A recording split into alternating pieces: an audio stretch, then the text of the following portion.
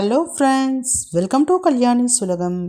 Daily காரக்குழம்பு, வத்தக்குழம்பு, புளிக்குழம்பு, சாம்பார் இதெல்லாம் சாப்பிட்டு போர் அடித்து போச்சு. புதுசாக எதையாவது சொல்லுங்கள் அப்படின்னு தேடிக்கிட்டு இருக்கீங்களா?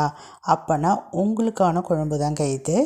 தேங்காய் அரைச்சி விட்ட குழம்பு ரொம்பவே ருசியாக இருக்கும். எப்படி செய்யலான்னு சொல்லிட்டு பார்க்கலாமா? ஸ்டவ் ஆன் பண்ணி ஒரு சட்டி வச்சுக்கிங்க. அதில் எண்ணெய் விட்டுக்குங்க. எண்ணெய் காய்ந்த பிறகு கடுகு பொரிய விட்டுக்குங்க. கூடவே கொஞ்சமாக வெந்தயம் சேர்த்துக்குங்க. இப்போ இது கூட கொஞ்சமாக உரித்த பூண்டு சேர்த்துக்குங்க. பூண்டு நிறைய சேர்க்கணும் அப்படின்ற அவசியம் கிடையாது, சும்மா கொஞ்சமாக சேர்த்துக்குங்க. இப்போ இது கூட வெங்காயம் 2 மீடியம் சைஸ் வெங்காயத்தை பொடியாக நறுக்கிட்டு சேர்த்துக்கலாம். கூடவே கருவேப்பிலை சேர்த்துக்குங்க. இப்போ இது எல்லாத்தையும் சேர்த்து லைட்டாக வதக்கினா போதும். ரொம்ப சிவந்து வரணும் அப்படின்ற அவசியம் கிடையாது. வெங்காயமும் பூண்டும் லைட்டாக வதங்கி கலர் சேஞ்ச் ஆனால் போதுமானதாக இருக்கும். காரக்குழம்புக்கு வத்தக்குழம்புக்கு வதக்கிற அளவுக்கு வதக்கணுன்ற அவசியம் கிடையாது. இப்போ தக்காளி சேர்த்துக்கலாம். 2 மீடியம் சைஸ் தக்காளியை கட் பண்ணிவிட்டு சேர்த்துக்கலாம். கூடவே குழம்புக்கு தேவையான அளவு உப்பு சேர்த்து நல்லா வதக்கிக்கலாம். இந்த தக்காளி ஓரளவு குழஞ்சி வதங்கி வரணும். அதுக்கப்புறமேட்டு என்னென்ன காய்கறிகள் சேர்க்குறேன் அப்படின்றத கவனமாக பார்த்துக்கோங்க. ஒரு 2 நிமிஷம் தாங்க ஆகும், நல்லா குழஞ்சிரும். ஏன்னா நம்ம கல் உப்பு சேர்த்துருக்கோம் இல்லைங்களா? பாருங்கள், இந்த அளவுக்கு நல்லா குழைய தக்காளி வெங்காயத்தை வதக்கிக்கிங்க.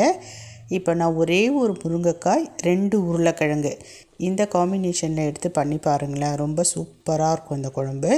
2 உருளைக்கிழங்கு, ஒரே ஒரு பெரிய சைஸ் முருங்கைக்காய் கட் பண்ணிவிட்டு நல்லா கழுவிட்டு இப்போ நம்ம சேர்த்து வதக்கிக்கலாம்.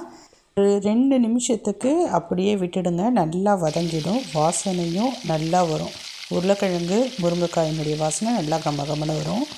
இப்போ இது கூட கொஞ்சமாக மஞ்சள்தூள், காரத்துக்கு நம்ம வீட்டில் இருக்கிற குழம்பு மிளகாய்த்தூள் பயன்படுத்திக்கோங்க. நான் 2 ஸ்பூன் போட்டிருக்கேன். உங்கள் வீட்டு காரத்துக்கு ஏற்ப நீங்கள் குழம்பு மிளகாய்த்தூள் சேர்த்து லைட்டாக ஒரு மிக்சிங் கொடுத்துக்கோங்க. தீஞ்சு போயிடக்கூடாது. ஸ்டவ் சிம்மில் வச்சுக்கோங்க, அப்போ தான் வசதியாக இருக்கும். இப்போ கொஞ்சமாக புளியை ஊற வச்சு அதை கரைச்சிட்டு புளி தண்ணி சேர்த்துக்கோங்க. நிறைய புளியை ஊற வச்சு புளி தண்ணி சேர்க்காதீங்க, அது காரக்குழம்பு மாதிரி ஆகிடும். இப்போ புளி தண்ணி சேர்த்துட்டு நல்லா மிக்ஸ் பண்ணிக்கிங்க. மிக்ஸ் பண்ணிவிட்டு டேஸ்ட் பண்ணி பார்த்துக்குங்க. உப்பு காரம் இதெல்லாம் கரெக்டாக இருக்கா அப்படின்ட்டு செக் பண்ணிக்கிங்க. எனக்கு ரொம்பவே பர்ஃபெக்டாக இருக்குது. இப்போ ஒரு கொதி வந்துடுச்சு பாருங்கள். ஒரு 5 நிமிஷத்துலேயே பார்த்திங்கன்னா மீடியம் ஃப்ளேமில் வைக்கிறப்ப இந்த மாதிரி கொதித்து வந்துடும். கடைசியாக கொஞ்சமாக தேங்காய் பொட்டுக்கடலை சேர்த்து நல்லா வழுவழுன்னு அரைச்சிக்கிங்க. அரைச்ச விழுதை இப்போ நம்ம கொதிச்சிக்கிட்டு இருக்க குழம்புல சேர்க்க போகிறோம். அதுக்கு முன்னாடி முருங்கைக்காய் உருளைக்கிழங்கு வெந்துருச்சா அப்படின்றத செக் பண்ணிக்கிங்க. இப்போ நல்லாவே வெந்துருச்சு காய்கறிகள். நான் தேங்காய் விழுதை சேர்த்துக்க போகிறேன். தேங்காய் விழுது சேர்க்குறப்ப ஸ்டவ்வை சிம்மில் வச்சுக்கிங்க. இப்போ கொஞ்சமாக அந்த மிக்சியில் தண்ணி விட்டு அதையும் கலக்கி அந்த தண்ணியையும் சேர்த்துக்கிறேன். இப்போ ஒரு கொதி வந்த பிறகு நம்ம ஆஃப் பண்ணிடலாம். அவ்வளோதான், குழம்பு ரெடி ஆகிடும். இப்போ மிக்ஸ் பண்ணிக்கிங்க.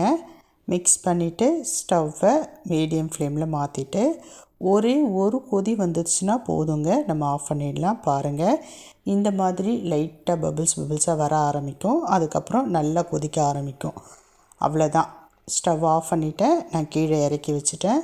சூப்பரான தேங்காய் அரைச்சி விட்ட உருளைக்கிழங்கு முருங்கைக்காய் குழம்பு ரெடி ஆகிடுச்சு. சூடான சோறு கூட போட்டு சாப்பிட்றப்ப ரொம்பவே ருசியாக இருக்கும். இந்த குழம்பை திக்காகவும் வச்சுக்கலாம், தேவைப்பட்டால் தண்ணியாகவும் வச்சுக்கலாம். ரொம்பவே ருசியாக இருக்கும்.